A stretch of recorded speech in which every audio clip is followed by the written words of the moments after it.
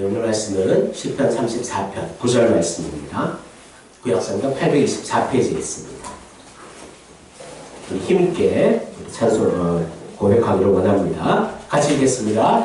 너희 성도들아 여호와를 경외하라. 그를 경외하는 자에게는 부족함이 없도다. 아멘. 할렐루야. 예배 자리에 나온 여러분들 진심으로 환영하며 주님의 이름으로 축복합니다. 서로 인사합시다. 하나님을 경외합시다. 네, 오늘 제목은 하나님을 경외하는 성도. 우리의 입술은 하나님을 찬양해야 한다 말씀드렸습니다. 근데 입술로서만 찬양이 아니라 우리의 삶으로 하나님을 찬양해야 한다. 그럼 삶의 찬양이 무엇일까? 늘 하나님을 기뻐하고 하나님을 기억하고 하나님의 이름을 송축하는 것, 높이는 것, 그것이 이제 삶의 찬양입니다. 그래서 우리가 우리의 입술로 우리 겉으로 찬양을 하기 위해서는 우리의 내면은 어떻게 돼야 되는가? 바로 하나님을 경외하는 마음으로 가득 차 있어야 될 줄을 믿습니다. 그래서 하나님을 경외하는 것과 찬양은 연관되지 않는 것이 아니라 서로 긴밀하게 연결이 되어 있어요. 하나님을 진정으로 경외하는 마음 속에서 찬양하는 그 찬양의 그런 소리들이 나오게 된다는 것입니다. 많은 사람들이 찬양을 하되 겉으로는 찬양을 하지만 내면에는 하나님을 경외하는 마음이 전혀 없는 그런 모습 속에 그냥 찬양하는 척하는 사람들이 많이 있다는 것입니다. 우리가 예배도 마찬가지입니다. 이 예배가 무조건 하나님이 받으실 것인가? 그것이 아니라는 거예요. 하나님 앞에 영과 진리로 믿음을 다해 정말 예수의 이름으로 하나님 앞에 나아가는 그 중심 안에 보시고 그 예배를 받으실지 결정하신다는 것이죠. 우리의 찬양도 마찬가지입니다. 우리의 중심을 보시고 우리의 찬양을 하나님께서 받으신다라고 말씀하고 있는 것입니다. 그래서 오늘 말씀을 통해서 제가 이제 경외함에 대해서 많이 설명을 했지만 다시 한번 이 경외함에 대한 의미를 분명히 좀 새기면 좋겠고요. 하나님을 진정으로 경외하며 그 경외함을 가지고 하나님을 찬양하는, 감사하는 여러분과 제가 되기를 주님의 이름으로 축원합니다. 오늘 본문은 다윗이 쓴 시편입니다. 이 다윗이 이제 배경을 보면요, 이제 사울이 자신을 해하려고 이제 군대를 모집합니다. 그래서 이제 계속해서 다윗을 쫓아다니고 있습니다. 그래서 이제 창칼을 피해서 제사장의 성읍 욥에서 이제 40km 떨어진 이방 땅 블레셋의 한 성 가디에 피신했을 때 발생한 어떤 사건입니다. 여러분, 블레셋은 어떤 나라입니까? 다윗이 골리앗, 블레셋 장수인 골리앗을 물리침으로 말미암아 다윗이 정말 하나님의 영광을 나타내 어떻게 보면 정말 하나님과의 정말 그런 가장 강력한 이스라엘의 적이라고 할 수 있고요. 하나님의 원수된 그 나라에 다윗은 숨어 있다는 것입니다. 참 아이러니하죠. 골리앗을 이제 이기고 그래서 하나님의 영광을 나타낸 그 다윗이 이제는 자기 자신의 모습을 그 골리앗 블레셋은 누구나 다윗을 잘 알 거란 말이죠. 왜냐하면 다윗이 골리앗을 물리쳤을 때 골리앗의 그 수하들은 다 그것을 보았고 도망치면서 그렇게 다윗의 모습을 보았을 텐데 다윗이 어떻게 그러면 블레셋에서 살 수 있었을까? 그러니까 다윗의 참 체면도 뭐가 없는 거예요. 그때 성경에 보면요, 맨 앞에 나와 있죠. 자기가 미친 척하였다. 그러니까 블레셋 속에 살아갈 수 있는 방법은 자기가 미친 척하여서 사람들이 조롱을 받는 거예요. 아이고, 저렇게 골리앗을 물리친 자가 저렇게 이제 미쳐서 저렇게 그렇게 숨어 있는구나. 그렇게 비난을 당하며 다윗만 비난을 당하는 것이 아니라 다윗 하나님이 비난을 당하고 있는 그런 어떻게 보면 처참하고 비굴한 다윗의 그런 상황 속에서 다윗이 노래한 시편이 바로 오늘 이 말씀이라는 거죠. 하지만 놀랍게도 다윗의 이 시편의 내용은 하나님 앞에 감사로 가득 차 있다. 하나님을 경외하는, 하나님을 사랑하는 그 마음으로 가득 차 있는 다윗의 모습을 우리가 볼 수가 있었다는 거죠. 어떻게 이렇게 할 수 있었을까? 사실은 그 블레셋 속에 들어가서 자기가 온전치 못하다고 그냥 거짓으로 그렇게 미친 척하는 그런 상황들이 내세울 상황들이 분명히 아님에도 불구하고 다윗은 그런 상황 속에서도 하나님을 진정으로 높이며 경외하고 찬양하고 있는 다윗의 모습을 우리가 오늘 본받기를 소원합니다. 그래서 그 찬양의 근본은 뭐냐면 바로 하나님을 경외하는 마음이었다라는 거예요.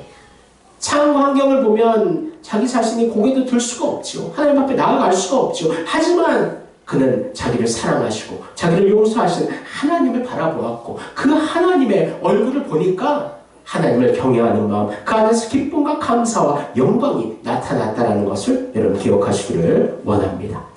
그래서 오늘 이 시편은 이제 많은 사람들이 이제 사랑하는 시편입니다.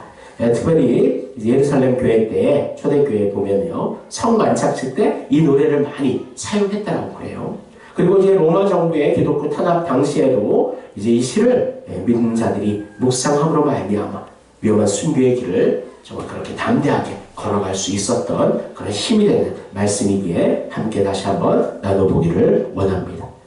여기서 경외라는 뜻이 무엇일까? 한마디로 하면요, 존경하며 두려워한다는 의미입니다. 많이 여러분 들었죠?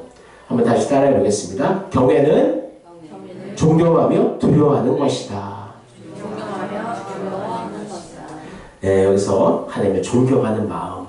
그래서 하나님이 우리의 아버지 되시고 우리에게 예수님을 내어주셨고 우리가 예수 믿게 하심으로 말미암아 하나님의 자녀 삼아주신 한없는 은혜를 베푸시는 우리 아버지 하나님을 우리가 우리의 자발성을 가지고 마음의 중심과 힘을 다해 하나님을 사랑하는 것, 그것이 바로 하나님을 존경하는 것인 줄을 믿습니다.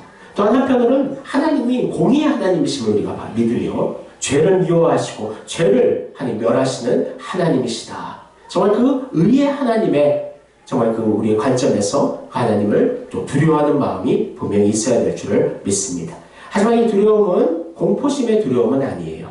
공포심. 하나님께서 벌 주시기 때문에 우리 두려워한다. 그것이 아니라 바로 하나님을 진정으로 생각하고 그 마음속에 하나님의 그 온전한 그 하나님의 이름을 인정하고 그 하나님의 권위를 높이는 것이 바로 하나님을 두려워한다는 표현이라고 할 수가 있는 것입니다.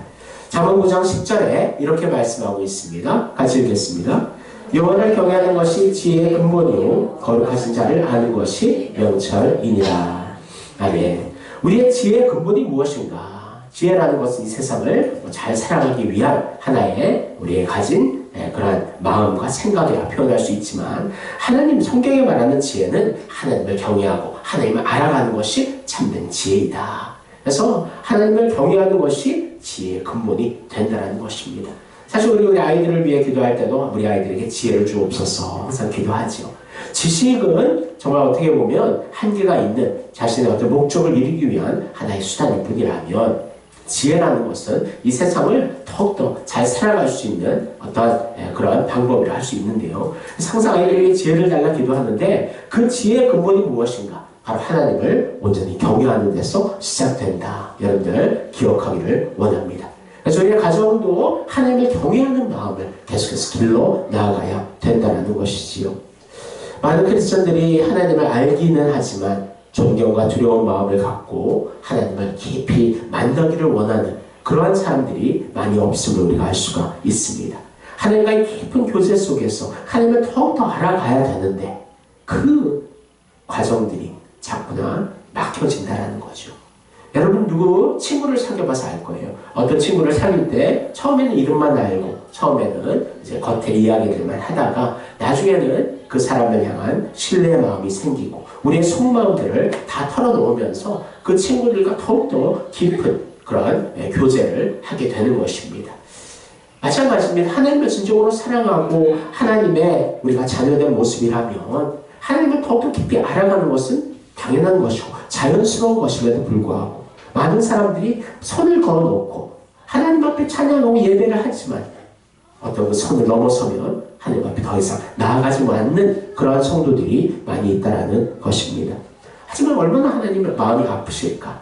우리를 위해 모든 것을 내어주셨고 자기 아들의 생명까지 내어주신 하나님 아버지께서 이제 우리를 자녀 삼으시고 하나님의 자녀로서 우리를 지금도 부르시고 계심에도 불구하고 우리는 하나님의 말씀에 선을 그어놓고 더 이상 다가가지 않는 그런 모습이라면 얼마나 하나님 마음이 아프실까 생각해 보기를 원합니다. 여러분들 자녀와 여러분들의 관계를 생각하면 될 것 같아요. 자녀가 있는 분들은 아이가 엄마 아빠 안기고 사랑하고 다 자기의 마음을 내어놓으면 좋은데 감추는 거예요. 선을 그어놓는 거예요. 엄마 아빠한테 마음을 열지 않는 거예요. 그것이 엄마 아빠의 얼마나 큰 슬픔이 됩니까? 특별히 이제 사춘기 아이들이 그렇게 마음을 닫아버리는 경우가 많기 때문에 그때 그 엄마 아빠의 그 고통이 얼마나 큰지 우리가 알 수가 있지요. 하물며 우리를 살리시고 우리를 자녀 삼으신 이 천재 창조주이신 하나님께 우리의 마음을 닫고 있다면 하나님의 마음 얼마나 슬플까 우리가 생각해 보기를 원하며요. 오늘 말씀을 통해서 하나님을 진정으로 경외하며 하나님을 더욱더 알아가며 하나님을 존경하며 하나님을 두려워할 수 있는 여러분과 제가 되기를 주님의 이름으로 축원합니다. 그러면 하나님을 경외하는 4가지 방법이 무엇인가 한번 살펴보기를 원합니다. 첫 번째 같이 읽겠습니다. 하나님을 인정하며 존경하라. 아멘. 가장 중요한 것은요, 하나님을 기억하는 데서부터 시작됩니다. 많은 크리스찬들이 이제 주일날 예배를 드리기 때문에 하나님을 기억하고 하나님 앞에 예배하죠. 하지만 우리의 생활 속에 들어가서 이 치열한 이 삶의 현장 속에서 우리는 많은 시간을 하나님을 기억하지 못한 채 살아갈 때가 많다는 것이에요. 여러분은 얼마나 하루에 하나님을 기억합니까? 일을 하고 근무를 하고 바쁜 상황 속에서도 하나님과 계속해서 교제하며 하나님께 나아가고 있습니까? 사실 위기가 있고 어려움이 있고 눈앞에 문제가 닥치면 그러기가 참 어려워요. 하지만 우리는 하나님과의 그 교제가 끊어져서는 안 된다는 것을 여러분 기억하기를 원합니다. 늘 하나님을 기억하고 생각해야 된다. 여러분들 어떻습니까? 여러분 자녀들 학교에 가 있다 해서 멀리 떨어져 있다 해서 기억하지 않습니까? 더 생각하고 지금 뭘 하고 있을까? 그렇게 생각하고 있을 거예요. 마찬가지입니다. 하나님을 향한 우리의 마음도요. 우리가 예배 드리지 않는다 하더라도 우리의 삶 속에서 하나님을 기억하고 하나님을 의지하고 정말 그 마음에서부터 하나님을 경외함이 시작함을 여러분이 기억하기를 원합니다. 그래서 하나님을 먼저 기억하고 인정하는 것. 성경이 이렇게 말씀합니다. 같이 읽겠습니다. 너는 범사의 그를 인정하라. 그리하면 내 길을 지도하시리라. 범사의 그를 어떻게 하라고요? 인정하라. 그래서 하나님이 살아계신 걸 알고 있지요. 그냥 아는 것이 아니라 인정하라. 삶 속에서 하나님을 기억하며 하나님을 그 마음속에 생각하라고 말씀하고 있습니다. 그러면서 하나님을 존경하는 그런 마음들이 그 안에서 생기게 된다는 것이지요. 그래서 우리가 하나님과 늘 동행하는 것, 이것은 어디까지 그렇게 동행해야 되는가? 성경이 이렇게 말씀합니다. 같이 읽겠습니다. 그런데 너희가 먹든지 마시든지 무엇을 하든지 다 하나님의 영광을 위하여 하라. 아멘. 먹든지 마시든지 우리의 일상생활입니다. 우리가 늘 하는 정말 우리의 반복되는 우리의 생존을 위한 먹고 마시는 일들이지요. 또한 무엇을 하든지 어떤 상황이 있든지 다 하나님의 영광을 위해 하라. 우리의 인생 자체의 존재 이유가 하나님의 영광을 위해 만들어졌고요. 그 하나님의 영광을 나타내기 위해서는 하나님을 기억하고 하나님을 인정하는 그것에서부터 시작된다는 것을 여러분 기억하시기를 원합니다. 그래서 그것은 훈련이 필요해요. 우리가 이제 인간이 연약하기 때문에 갑작스러운 앞에 이제 어려운 정말 예견치 못한 일들이 당하게 되면요, 당황하게 되고요. 하나님을 향한 그 기억들이 잠깐 지워질 수 있다는 거예요. 그래서 항상 우리가 위기가 어려움 있기 전에 늘 하나님과 동행하며 하나님과 늘 교제하는 그 관계 속에 있을 때 잠시 잠깐 그 위기로 인해 잠깐 이렇게 기억이 약해질 수 있겠지만 다시 하나님을 향한 그 기억으로 확보되고 하나님 앞에 돌아오게 된다는 것을 여러분 기억하시기를 원합니다. 그러기 위해서는 늘 하나님과의 평소의 교제가 있어야 된다는 거예요. 그 교제의 중심은 바로 기도이에요. 여러분, 하나님을 그냥 기억하고 생각하고 있는 것, 그것이 기도가 아니라 그 하나님께 내 마음과 생각을 함께 나눌 수 있고 하나님의 그 음성을 듣는 그 자리가 바로 기도의 현장인 줄을 믿습니다. 그리고 또 우리의 입술을 통해 한 가지 또 하나님과 교제하는 자리가 바로 찬송의 입술인 줄을 믿습니다. 지난주에 산종에 대해서 말씀드렸는데 정말 세상의 것들과 세상의 즐거운 노래들 그것을 하는 게 잘못됐다는 것은 아니에요. 하지만 우리의 중심에 늘 하나님을 찬송하는 그 찬송의 소리가 우리 안에서 울려 퍼져야 될 줄 믿습니다. 시편 34편 1절에 이렇게 말씀합니다. 같이 읽겠습니다. 내가 여호와를 항상 송축하며 내 입술로 항상 주를 찬양하리이다. 아멘. 다윗의 고백인데요. 다윗은 항상 주님을 찬송한대요. 자기가 목숨이 정말 빼앗길 수 있는 위기 상황 속에서도 동일하게 하나님 바라보며 하나님을 찬송하고 있다는 것입니다. 우리는 그런 목숨의 위기들이 얼마나 많이 다가옵니까? 정말 작은 어려움과 정말 그 아픔 속에서도 너무나 우리는 쉽게 하나님을 향한 찬송을 멈춰버린다는 것이지요. 하나님을 기억조차 하지 않는 우리의 연약한 모습들이 있다는 것이지요. 사랑하는 성도 여러분, 오늘부터 하나님을 늘 머릿속에 기억하는 정말 그 하나님을 경외함의 그 시작을 여러분들 온전히 수행하시기를 원합니다. 실천하는 게 중요해요. 듣고 그냥 까먹으면 안 되고 들은 것을 실천하는 여러분들이 소원합니다. 사랑하는 성도 여러분, 우리가 숨을 쉬고 움직이고 계획을 세우고 실천하고 매일매일 수많은 동작과 모습과 행동을 하는 그 모든 것은 하나님의 은혜 가운데 이루어진다는 것을 기억하며 작은 일이지만 늘 하나님께 먼저 물어보고 하나님과 늘 깊은 교제 속에서 하나님을 인식하고 하나님께 더욱더 가까이 다가가는 여러분과 제가 되기를 주님의 이름으로 소원합니다. 그래서 항상 하나님을 기억하라. 이거 쉬운 것 같지만 어렵다는 것 여러분들 기억하며 날마다 우리가 훈련하며 하나님을 기억할 때 위기 어려움 속에서도 하나님을 더욱더 의지하고 기억하고 하나님을 경외하게 될 줄을 믿습니다. 두 번째, 다시 읽겠습니다. 하나님을 신뢰하라. 기억하는 것에서 멈추는 것이 아니라 더 나아가 하나님과 깊은 교제 속에서 이제 하나님을 믿고 의지하는 그런 단계로 나아가야 될 줄을 믿습니다. 우리는 하나님을 믿습니다. 그렇죠? 하나님의 전지전능하심을 믿고 그 은혜가 얼마나 큰지 우리는 믿고 있어요. 하나님이 그 사랑이심을 또 믿습니다. 우리를 사랑하셔서 예수 그리스도를 우리에게 주심을 믿고 예수님이 우리를 위해 십자가에 죽으시고 부활하심을 믿습니다. 그래서 예수를 믿는 우리들은 이제 영생을 얻었고 사망에서 생명으로 옮겨졌고 우리는 이제 새로운 피조물이 되었음을 우리는 믿습니다. 또한 성경의 하나님의 말씀을 믿지요. 하지만 여기서 멈추는 것이 아니라 삶 속에서 하나님을 의지하고 우리의 믿음이 삶 속에서 온전히 우리의 행동으로 발동되어야 될 줄을 믿습니다. 여기서 신뢰라는 단어는 뭐냐 하면 믿을 신자, 의지할 레자. 그래서 하나님을 믿고 믿는 것뿐만 아니라 하나님을 더욱더 의지하고 우리의 삶 속에서 하나님의 진정한 손을 붙들고 진정으로의 삶을 살아내는 것이 바로 하나님을 경외하는 것임을 믿으시기를 바랍니다. 시편 34편 8절에 이렇게 말씀합니다. 같이 읽겠습니다.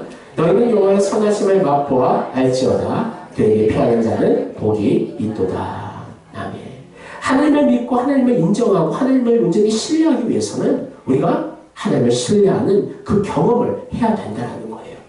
여기도 보면요. 8절에 보면 여호와의 선하심을 그냥 알지어다가 아니라 무엇하여 알지어다? 맛보아 알지어다. 맛본다는 것은 경험을 의미하고 있거든요.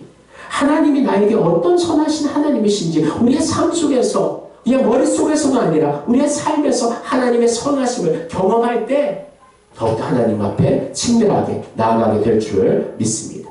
그래서 하나님을 신뢰하는 자들은요. 더 깊이 신뢰한다는 것은 하나님을 더 깊이 우리가 경험했다는 거예요. 우리가 이 어려움 가운데 하나님 앞에 기도했더니 하나님께서 어려움을 이기게 하셨고 우리를 건져내어 주셨다. 그 삶의 경험이 하나가 생기면요. 하나님에 대한 그 신뢰가 더욱더 깊어질 줄을 믿습니다. 근데 많은 사람들이 그 경험에 대해서 너무나 무감각한 경우가 있어요. 크리스천 가운데서도 너무나 많은 그냥 우연의 일치라고 그냥 넘어가는 경우들이 많이 있다는 거죠. 하지만 우리 믿는 자들에게는 우연의 일치라는 것은 없습니다. 모든 것이 하나님의 필연적인 하나님께서 역사하신 것임을 우리는 인정하고 믿어야 될 줄을 믿습니다. 질병이 일어나고 그 병원 가서 고치면 되지. 그냥 단순한 그런 마음이 아니라 병원에서 고치되 하나님께서 그 병원을 통해서 그것도 하나님 주신 지식이거든요. 그것을 통해서 하나님의 정말 놀라운 치유하심을 우리가 간구하며 바라는 우리가 기도할 때 하나님의 그 역사가 더욱더 힘있게 나타나게 될 줄을 믿습니다. 그러니까 우리가 일상생활을 할 때에도요. 그냥 믿지 않는 자들 생각에서는 그냥 당연한 것이고 행하는 것이고 그냥 원인과 결과라고만 생각하지만 우리 믿는 자들에 있어서는 항상 그 안에 하나님께서 간섭하시고 개입하심을 여러분 믿으시기를 바랍니다. 그것이 하나님을 진정으로 신뢰하는 거예요. 이론상이 아니라 삶 속에서 부딪히고 깨어지고 경험하면서 그 안에서의 하나님의 손길을, 하나님의 역사하심을 내가 발견하고 그 하나님의 손을 붙들고 나아갈 때 우리의 신앙은 더욱더 깊어지며 하나님을 신뢰하는 마음은 더욱더 커지게 될 줄 믿습니다. 역대하 20장 20절에 이렇게 후반부에 말씀하고 있습니다. 한번 같이 읽겠습니다.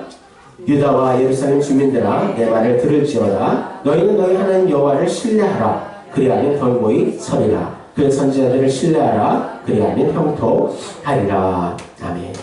너희 하나님 여호와를 어떻게 하라? 신뢰하라. 그리하면 어떻게 한다? 견고히 서리라.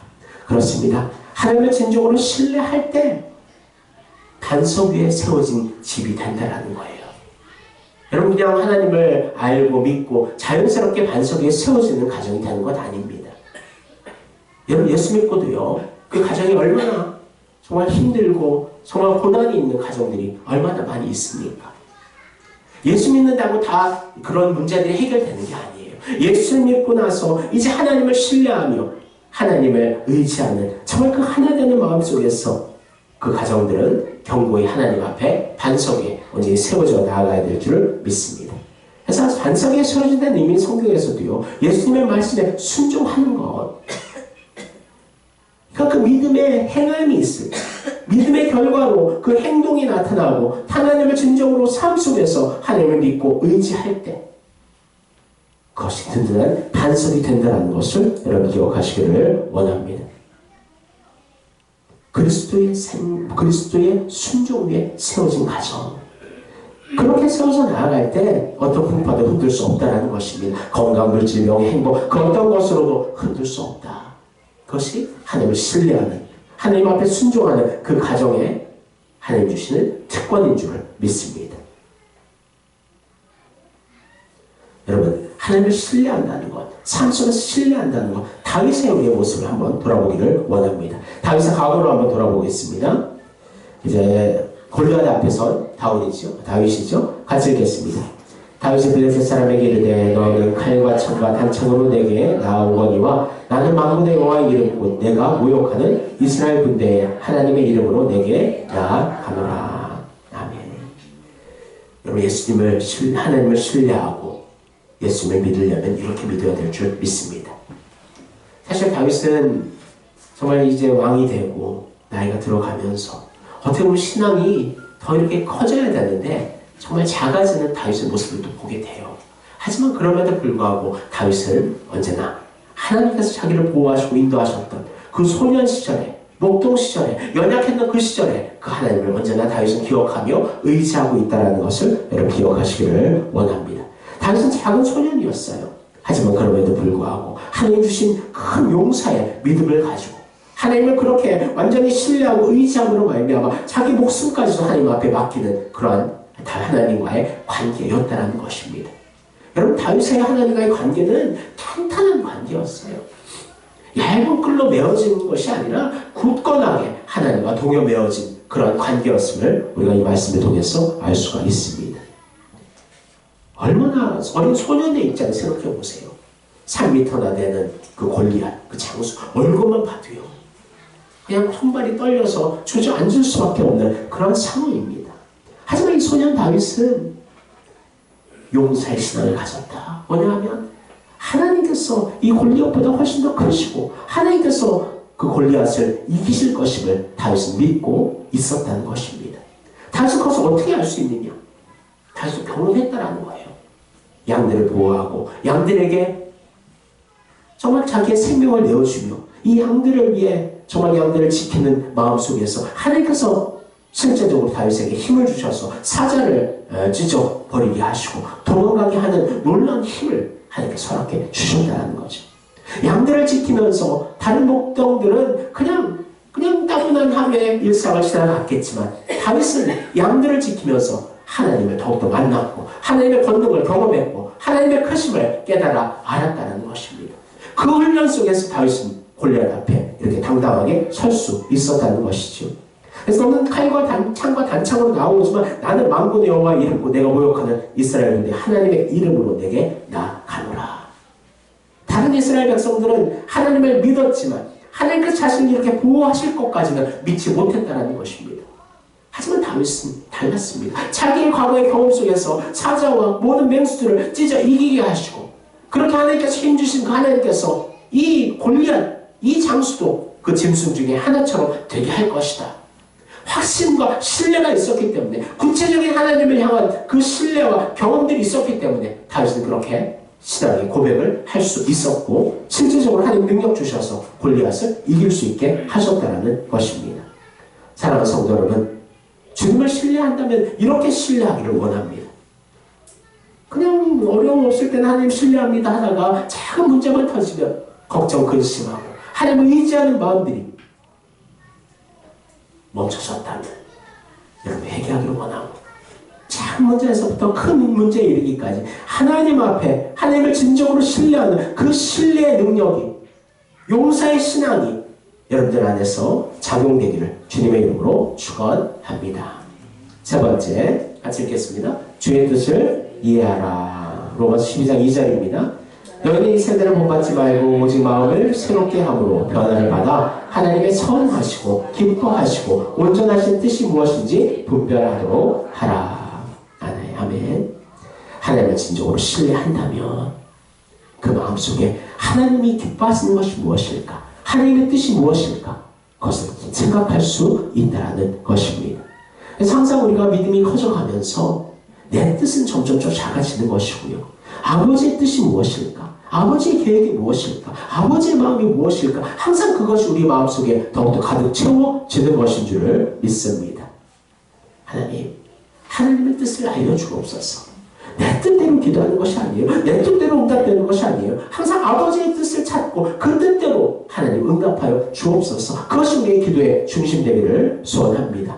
시편 143편 10절에 이렇게 말씀합니다. 같이 읽겠습니다. 주는 나의 하나님이시니 나를 가르쳐 주의 뜻을 행하게 하소서. 주의 영은 선하시니 나를 공평한 땅에 인도하소서. 아멘. 나를 가르쳐 주의 뜻을 행하게 하소서. 뜻을 행하기 위해서는 그 뜻을 알아야 되는 것이지요. 근데 그 뜻은 하나님이 영이신 성령님이 아신다. 그래서 우리가 기도할 때도 성령님께 하나님의 그 뜻을 물어야 됩니다. 무턱대로 하나님 앞에 무슨 달라라는 기도, 어린아이의 신앙에 멈춰있는 기도가 아니라 하나님, 내가 하나님 앞에 이것을 구하고 간구하지만 진정한 이것을 향한 하나님의 계획과 뜻은 무엇입니까? 정말 하나하나 우리가 하나님 앞에 물어볼 수 있어야 된다는 거예요.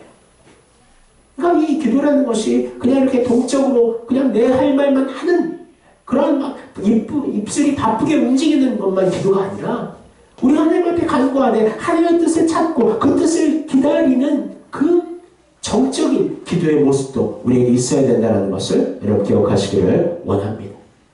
그래서 어쨌든 우리가 너무나 쉽게 우리의 말만 하고 하나님을 떠나는 경우들이 있어요. 기도의 자리에서도 내 말만 하고 하나님께서 응답하시고 그 마음을 주시려 하는데 그 기회를 우리가 조차 주지 않고 그렇게 우리의 마음문을 닫는 경우들이 있다는 것입니다. 하지만 진정한 하나님께서 기뻐하시는 것은 무엇인가? 하나님의 음성을 우리가 듣기 원한다는 거예요. 그것을 사모해야 되는 여러분과 제가 되기를 소원합니다. 그렇다고 하나님께서 직접 우리와 같은 소리로 말씀하시는 그것은 아니에요.